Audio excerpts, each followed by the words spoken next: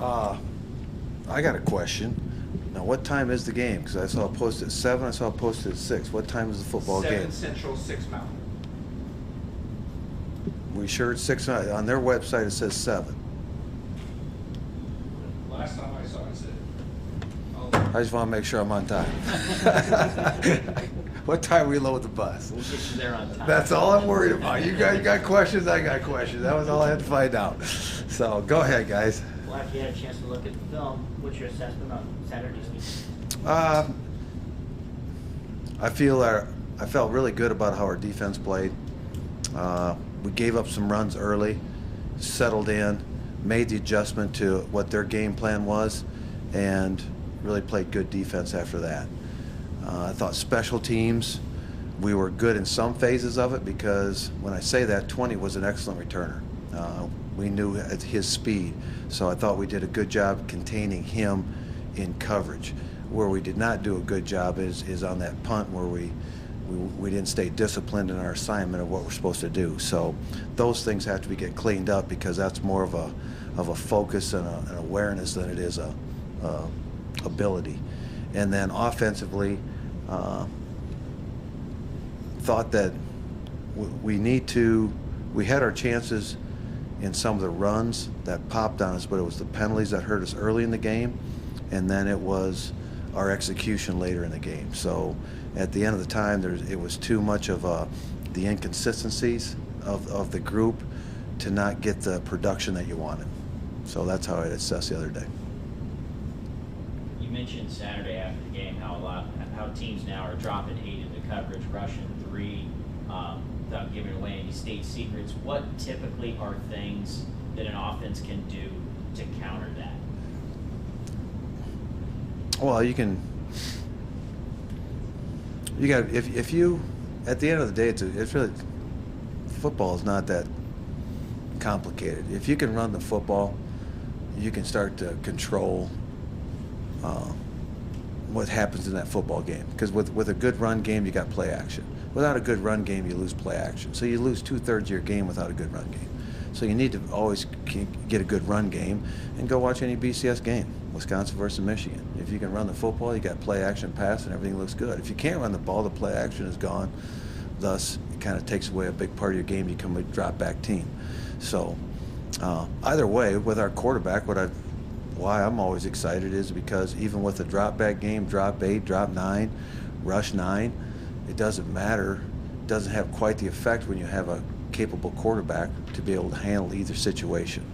It's when you don't have a mobile quarterback is when you start to become a little bit more of a struggle to figure out what to do against those situations. And we've been that way for a few years, but just because of his movement, it gives us an opportunity to extend plays, whether you drop 8 or rush 8. So that's kind of my philosophy anyway. Did you think Will was better being a little more patient in the pocket in this game, though, or was No, I don't think. I think he lost his patience in the pocket a few times, quite honestly. So I think we're still dealing with a freshman quarterback here, and we're still dealing with a lot of new people working together. So they're going to go through some growing pains as they put this together, and you're going to get a little bit of a high and low situation, just like you always do. There's going to be really good situations in a game that you get some momentum, and there's going to be some things that you're going to have to learn from every day, because every time he takes a snap, I mean, that's a new experience for him. So, and then you throw in some other guys that were new to it with Tristan Bohr at tight end, and throw a couple receivers out there. You can see that the dynamic is it's young. It's a young group of offensive players, just like it is defense. But you look at our left tackle was Trevor Penning, and that's his 3rd start. So it isn't like you have multiple starts at these positions. It's got some. You're going to have some inconsistencies, and the sooner we get through those inconsistencies, and the fewer we have, the more production you'll get. But so we've got there's a few hiccups out there. There's no question. There is on defense, but that's what needs to be taken care of as we keep moving forward throughout the season. What can you tell us about Weber State? Weber State is, well, a 2-time Big Sky champion. I think that says enough right there. The more I read about them, I had to learn a lot about them. I've never played them. And so this is one of the few teams that I've never had the experience of even playing against, whether it was here or there. So I'm trying to find out as much as I can about their stadium and where we're going, as much as I am about the players that we're going to be playing against, and you know, the philosophy of their head coach. So yeah, what I can tell you about them is there's a reason they're two-time Big Ten champion. Their talent level is very, very good. I can tell you that their head coach is a defensive coach, and he would fit in this league very, very well, because this league is kind of made up of those kind of coaches. So he's going to bring that same kind of demeanor of what we play against the Missouri Valley. He'll bring from the Weber football team. So I think that is a great compliment to their team, as I see them. So they're a very strong football team, and a very talented football team. Would you say they're a lot like what you guys are through three games? Or their defense is really kind of shining a lot. The offense is still finding their way. I don't know if I'd say it that way. You probably could view it that way if you just watched film of 3 games. But I see them, and you know,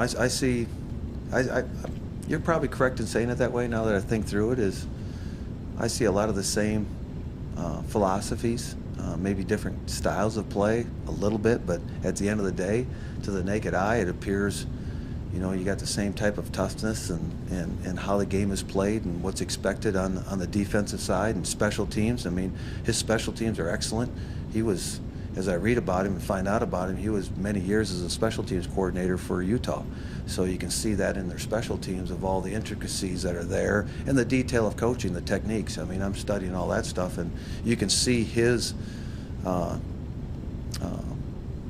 probably background in the special teams as much as you do in the defense, and then where their offensive coordinator comes from. So I'm looking at that, just trying to balance this thing out, because like I said, I don't know them, nor have ever played them. What approach does it seem they want to take offensively? Are they like an Eastern Washington, throw it all over the place? Are they a 50-50 run pass? I'd say they're 50-50. Yeah, I'd say they're 50-50. You're going to see 2 tight ends, just like you see in our league. I think it's much like what we see in this league. I mean, it's going to be a 2 tight end set. It's going to be an empty set. It's going to be you know, an 11 personnel formation. I mean, he's got 22. You know, he'll jump into 22 just like we'll face in this league. So I see a lot of those same things that, you know, some guys in the Big Sky don't even have tight ends on their team. You know, he has multiple tight ends on his team. So, and he's got some really good players, some All-Americans at some key spots that are playing for him too. So, like I said, very talented, but yet has a good balance in his recruiting, if you will, to not just be one-dimensional. You look at their defense; they're anchored by perhaps the 2 best defenders in the Big Sky, number 94-9, Jonah Williams, Adam Rodriguez. Talk about the challenge of defending or blocking those guys. Yeah, they're excellent.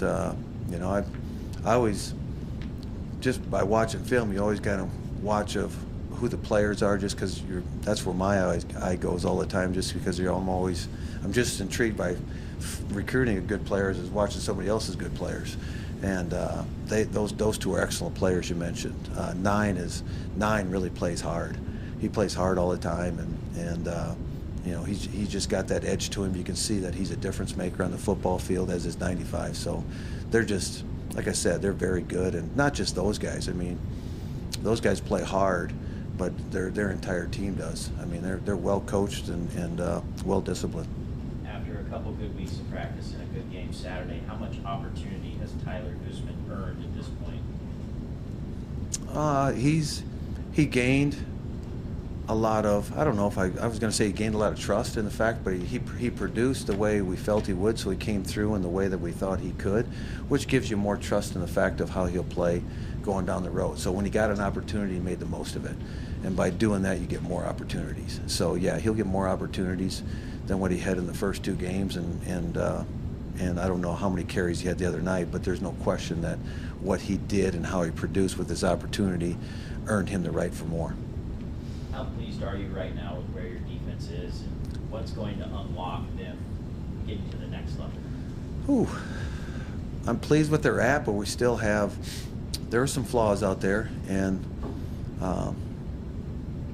you know, there's a lot of things. I think there's the way I'd best answer it is there's a lot of small things that if they're going to have to do all those things together to really progress, and then the more confident they become on the field, the faster they should play on the field.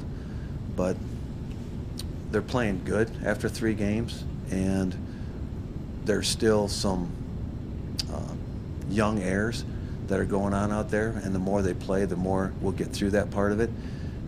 We gave up too much on the run game than I felt we should have early in the football game, but at the same time they countered back, and throughout the game you can kind of see them get better and settle in and that type of stuff too. So I'm not going to complain about where they're at. I just know that they, you know, they're young enough that they could get very good together if they can understand how to play and instinctively start working together, because you kind of take your game to another level when you're synchronized in a instinctive way more so than just a coaching way.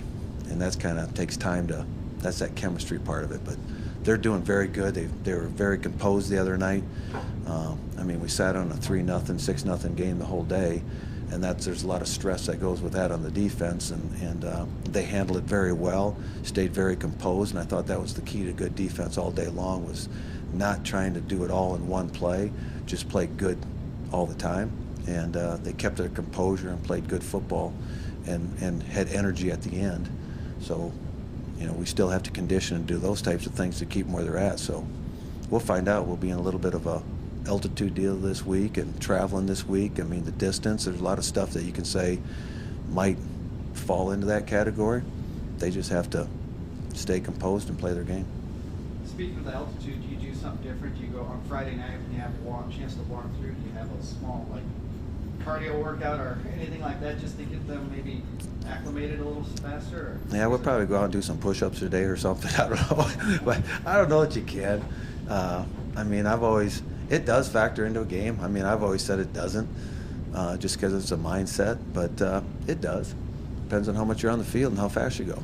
And after the course of time, but we've played enough out there. It's part of the game. It's part of having the home field advantage. We get the dome, they get the mountains, and so we have to be able to adjust to that and make sure that we're prepared for it. So we'll put some emphasis into some things just to make sure that, yeah, we're aware of it, but you know, it might be a substitution things. If we come across that, we have to substitute some guys in more frequently to make sure that you're there at the end of the game, because in substitution it's all about how you're at the end of the game, not so much at the beginning.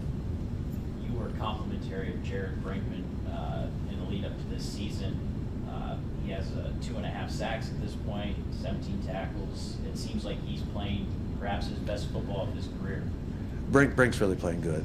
Brink's solid, and he's just so consistent, and it's how he practices and how he prepares and what he does in the summer. It's what he's done since he was a little kid. I mean, that's his family. His dad played here. I mean, he's been brought up to play football, and he plays a very tough position that's always getting double teamed, and he's got the hardest job on the field. He's got to push every down. It's like pushing your car every down, and he does it every down, and he does a very good job at it. And then to get a pass rush from that position is very hard to do, and he's got the quickness and the strength to do it. Yeah, he was able to rush the quarterback out of the 4-down lineman look, and then when you need him to, he can play the nose and absorb those double teams in that 3-down look. Absolutely, yeah, absolutely. He's one of those guys that you probably are very gifted, very blessed to have when you think about it, when you're trying to do the things that we're doing. The multiplicity takes a very talented young man to do, to jump, to be a nose tackle and still be a 3 technique and do the things we do in pass rush. So to be in a 3rd and long and still be the nose tackle on 1st and 10 takes a special person. There's not a lot of guys that can do both of those. There's a lot of specialization in football right now, but Brink gives us a chance that we don't have to sub. And I mean, you talk about a guy that is pushing all the time. If there's one guy that's got to be in shape, it's got to be Brinkman, because there's a lot of work in the interior of that defensive line. Sticking with the defensive line, the production Ellison Smith has had, is he going to start drawing a lot more attention from opposing teams? I'm sure he will. I tell you what, the guy that's having a really good season is Seth. When I watch Seth, what Seth is doing on his pass rush is where the greatest improvement was since last year. So I think that helps Ellerson, but at the same time, should they decide to go to Ellerson, Seth has the capabilities opposite of that. And then, you know, there's still Bronte and a couple other guys that we could throw out there, but Seth is playing really good football, which in turn, you know, Ellerson is as well, and I think they're balancing each other right now. What did you think of Eddie Berlin being inducted this weekend? I thought well-deserved, if not over. It could have been done a long time ago. Eddie Berlin, we were recruiting and then left in December before he signed. So I remember recruiting Eddie, and the whole Berlin family is an awesome family from Des Moines. And Coach Solomon was a huge part of that, bringing Berlin here. And then we ended up that we did not coach him because we had left, and he had that great career. But Eddie is a very intelligent, very instinctive, good person, and that's why he's a good football player. Everybody's going to talk about what a great football player he was. I'll stand up for the fact that I know he's a great person, and it was an honor to have him, as well as the other people that got put in the Hall of Fame the other day. That was a great class. I mean, I stood around and looked at them when I was walking around the room and greeting people, and you know, it was a special group of people that they put in, just because, I mean, I saw them, the effect that those players, teams, and Stan Lorenz as a supporter, what they have done for our athletic department and what they did for their teams when they were in their prime.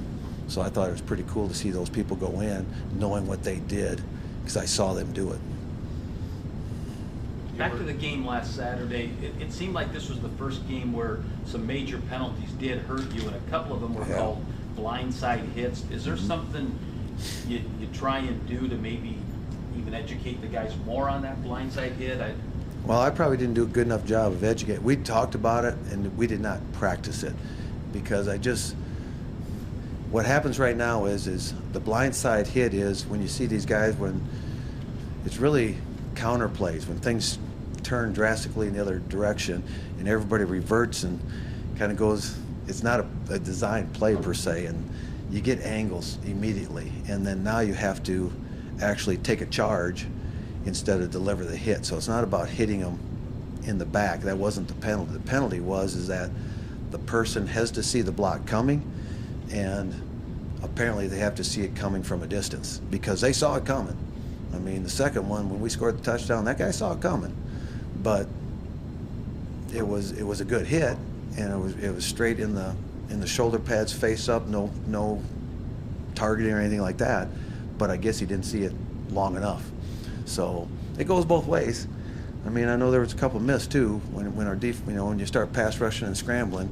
I mean, we got lit up one time too on when we tried to turn and come out of it, and it scrambled by their quarterback, and then we got blindsided by one.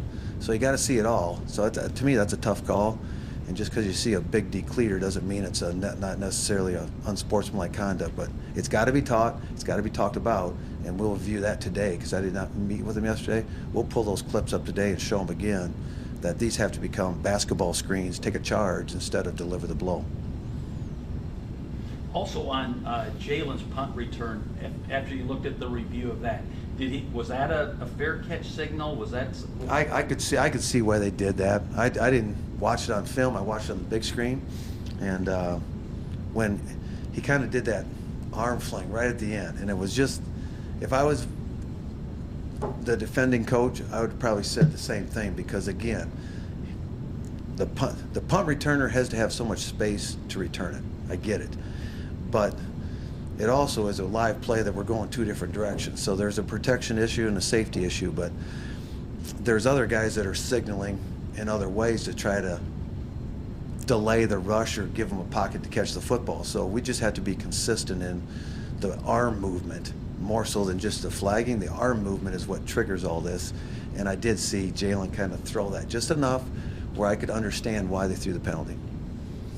This game this week too, it's a top 10 matchup. They're all important, and it leads you into the start of conference play also. But does it feel like this game carries maybe just a little bit more importance when you look at a top 10 matchup against this Big Sky team? I think of course it carries importance. There's no question. And but being the games that we've already played in with the Iowa State game when they were a top 20 team, and you know, we got 2 home games against 2 Big Sky teams that, you know, one that we hadn't played before either in Idaho State. So there's a lot of that going on as well, because you're doing cross-sectional conference play, and being a 12-game season, you just have more of them this year. So this will be our 3rd Big Sky team, but this is the Big Sky champion too. This is different than the previous 2. There's no question about that. And it's on the road on top of that. So yeah, there's always a lot to be said for any game that you're playing right now, because every game matters, and this one matters. Does it feel odd, you know, based on your last 4, 5, 6 years, that this is the first trip out of state for you guys?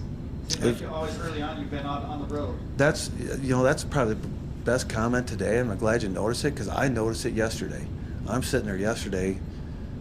You know, you always go back and see what you've done. The difference this year is that we've actually had a chance to play 2 home games in September, get our feet underneath us, get through a game like that the other night when you still got a young football team and a freshman quarterback and all the things that are going on, and we got to play in the Dome, which helped us in that mannerism to get the win. But we got a chance to teach, we got a chance to learn and get better, and we had the ability to do it at home. If that same team had to play that at Idaho State with the same age group, man, your percentages go just the opposite as far as trying to survive something like that, because you lose that percentage of that home field advantage or comfort zone. And that's been the biggest thing missing here for the last, since what, 2014, that we've had 2 games in September in the Dome. And there's no question that we have one of the best home field advantages in college football. We just need to take advantage of it, and we did the other night, and the schedule gave us an opportunity. Now when you go to Weber, yeah, we're going into a tremendous place to play. I mean, this is a great place to play. And it looks like they're very well supported out there.